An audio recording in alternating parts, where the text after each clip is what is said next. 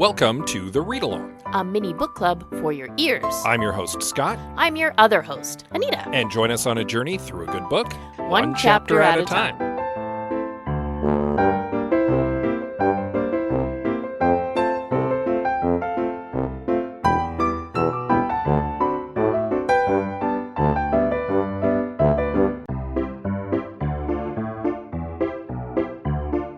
Do you like talking about movies? Do you like talking about mediocre movies? Do you like talking about how you could have fixed mediocre movies? Well, I certainly do, and you can listen to me, Scott C. Bourgeois, along with my co-hosts Greg Beaver and Liam Creswick, as we give our notes, and I have some notes. You can follow it now on your podcatcher of choice, or support it by visiting patreon.com/IHaveSomeNotes.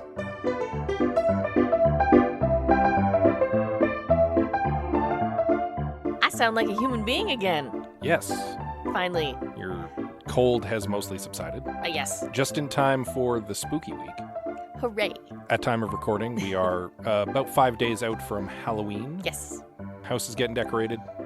Pumpkins secured, preparing for carving. Children's costumes have been achieved. Grown-up costumes are in production. Are in progress, yes. We're working on it. Yeah, but we should be ready in time for all the ghosties and ghoulies to come trick-or-treating. Yes. And for all the assorted Halloween parties that will ensue. Also, yes. I'm excited. It's one of Nita's favorite times of the year. I truly love Halloween. It is costume and candy-based. Those are my two favorite things in a holiday. Is this your favorite holiday? 100%. I would give up Christmas to have two Halloweens. Fair enough. And we're reading an appropriate book for Halloween time. Right? Because there's dark magic and goblins and that was kind of stuff by coincidence. Yeah, that wasn't by design. We didn't be like, yes, we're going to be reading this book through October and then Christmas, I think. Yeah, probably. So, yeah. But let's get into it, I guess, with a brief recap of our previous chapter, Chapter 7, in which Gav accidentally spills the beans. Yeah, after a brief meeting with Zaxis, who's a very mad scientist sort of dark wizard. Yes. We end up having Eliasha finally kind of piece everything together and clue in that he's got total amnesia. And he neglects to actually refute that in any way. Yeah, he kind of breaks down and confesses instead. But in lieu of this, he realizes that there is a problem brewing because, number one, a hero has shown up to try to slay him and fails. Again. Meaning that the king's bounty is now in play. And number two, there's a whole convocation of dark wizards descending on his castle in a week. And so with that in mind, he's like, maybe it's a bad idea to have a garlic festival. And that's what he's on his way to tell the mayor as we go into Chapter 8 of Dreadful by Caitlin Rozakis.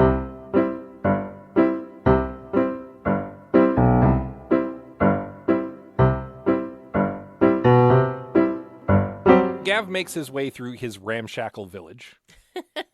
Noting my village is in rough shape. Yeah, it's not looking good, but God bless them. They've put some effort into trying to make it nice. They really have. There's like bunting made of bed sheets, and they've cobbled together the beginnings of a stage for garlic festival stuff to happen in. Yeah. They're putting together a garlic bulb costume. It's going to be a great time. And as people start to notice Gav making his way into the town, everybody gets real quiet. And there comes a point where it's just like one guy left who's like ranting and raving about how his stage should be built. Well, everyone is behind him gulping and pointing. Like, shut up. And he finally has he's standing right behind me moment. Yep. And turns around and realizes that Gav is standing there. I believe he drops a hammer on his foot. Yep.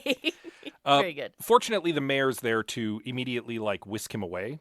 Well, it's not like the mayor's on side, right? No, but she obviously, there doesn't need to be a scene in public. No. Well, and he trying to keep his dreadlord appearance. He's like, a word, all menacing. And she's like, yes, all right, here we go. Yeah, and he realizes kind of in hindsight, as he realizes so many things in hindsight, he probably should have just summoned her to the castle rather than come down himself. He could have, but didn't. He didn't want to inconvenience her. So she takes him into her ramshackle house because there is no town hall.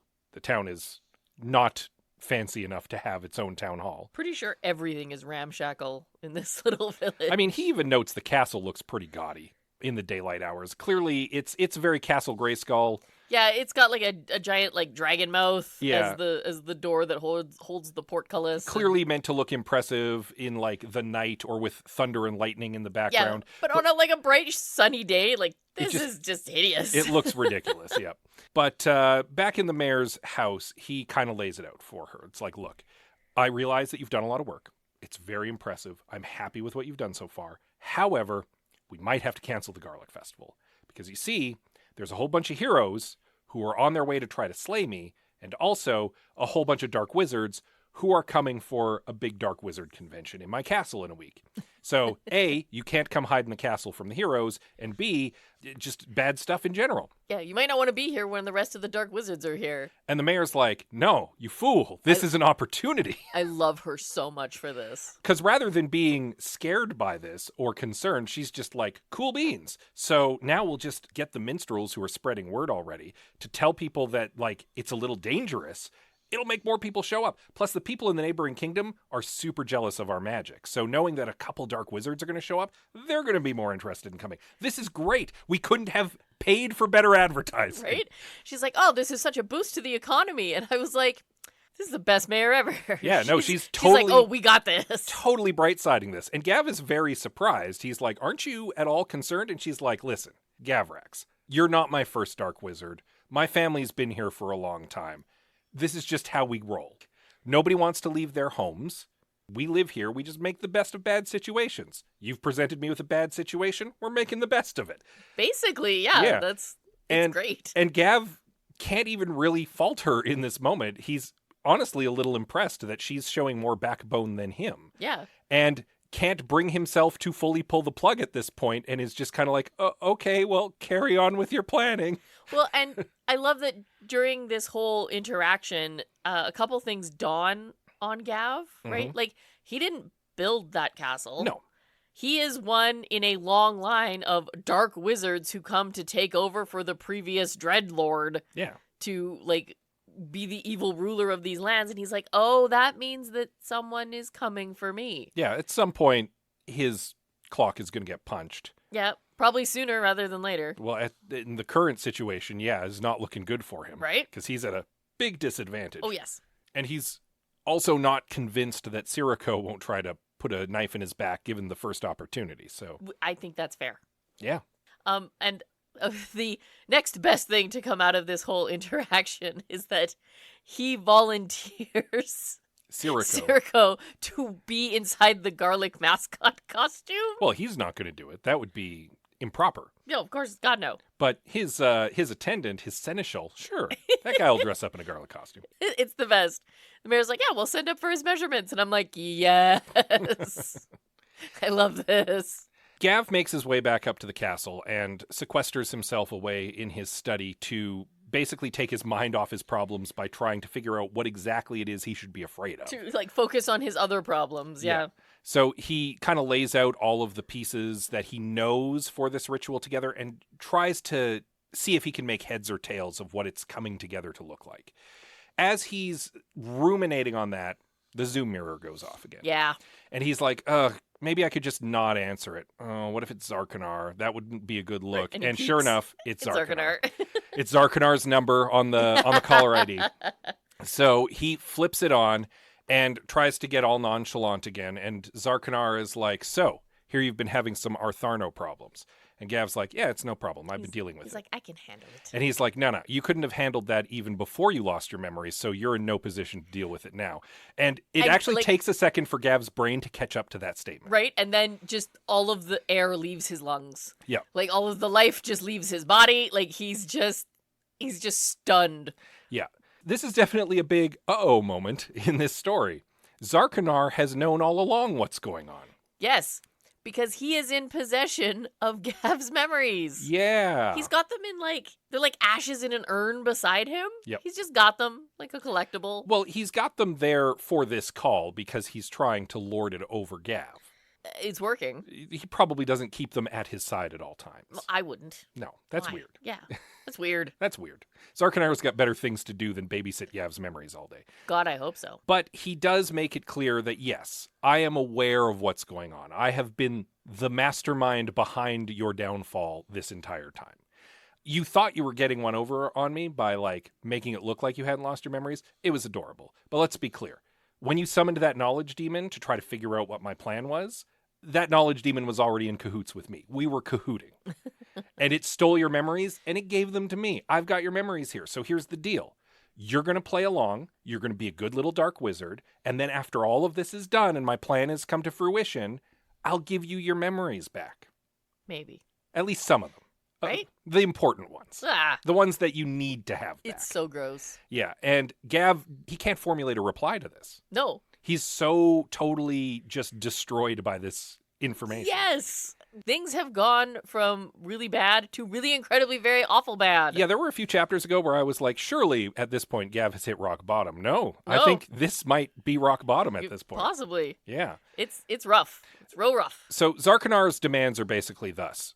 Number one, you don't try to interfere with my ritual anymore. Don't even try to figure it out. It's not need to know information for you. Number two, the princess must remain a virgin.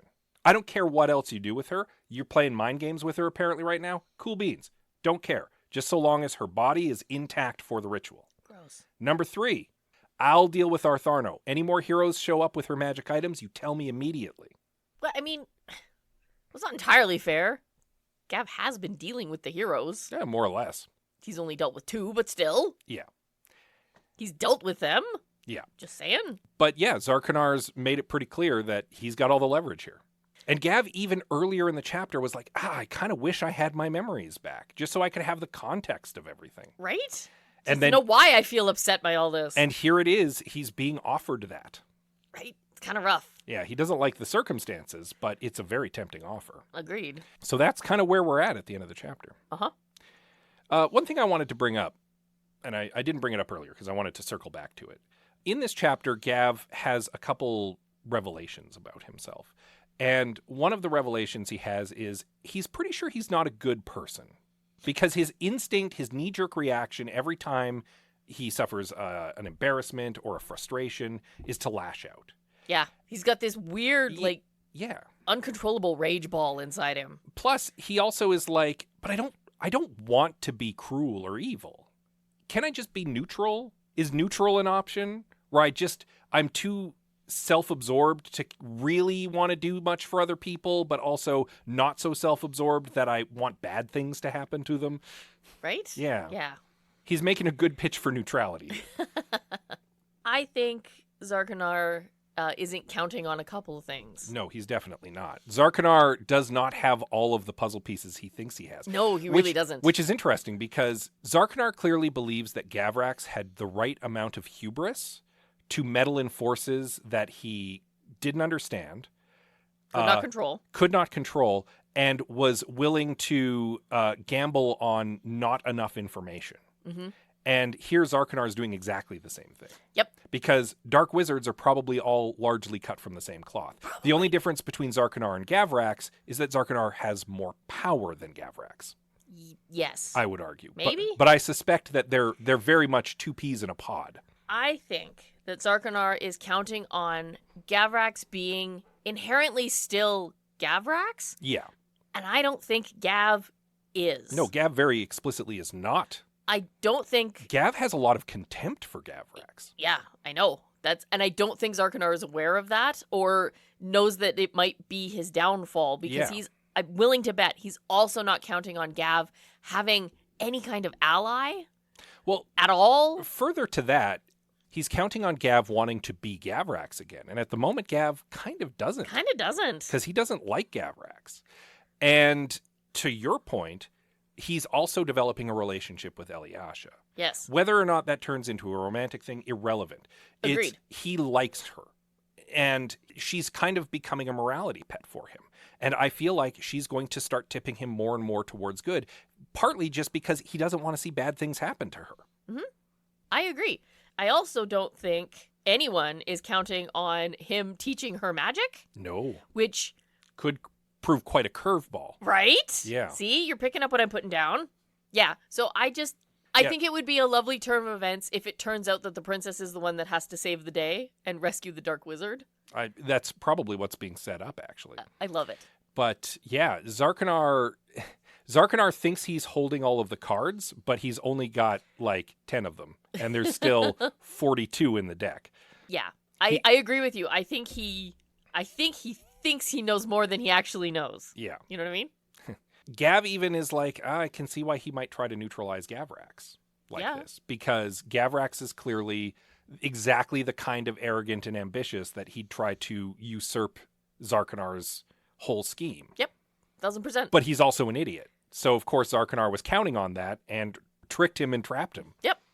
To keep him on side. Because he still needs Gavrax. He just doesn't need Gavrax to be wholly intact. Yes. Yeah. The problem is what he is left with is Gav, which might change things up. That's all. Yeah. Right? Yeah. Right. He may have, in fact, planted the seeds of his own doom. Probably. And almost certainly has. I kind of hope so. Yeah. We'll have to wait and see if Volevna and Zaxis come around as well. Well, if maybe. Gavrax's new push for good starts to rub off on some of Zarkanar's other erstwhile allies, would be hilarious, actually. That would be really funny. And I would kind of be here for it if that turned out to be the case. I'm really enjoying this book, and I am looking forward to seeing where this goes now. Indeed, but I think we've rambled on enough about this chapter, so we'll want to read up on Chapter 9 in time for next week. And, of course, in the meantime, you can always give us a little rating and a review on your podcatcher of choice. Yes, please. We appreciate stuff like that. Indeed. You can also send us praise and adulation via social media, or just reach out and say hi. That works, too. Yeah. Pick your favorite. We are on Facebook, Instagram, Goodreads, and Blue Sky. We are at The Read Along on most of those. Yeah, you can also send us an email. Oh, yes, please. That's even better.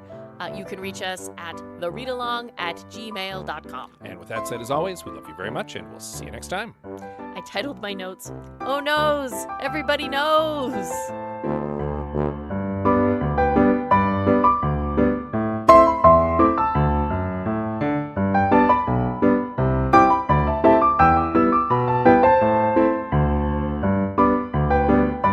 Thank you for joining us on The Read Along with your hosts, Anita and Scott Bourgeois. All Read Along music is by Kevin MacLeod at Incompetech.com. Cover art is by Aaron Beaver. Be sure to join us on Twitter, Instagram, and Facebook at The Read Along, and check out our group on Goodreads.com.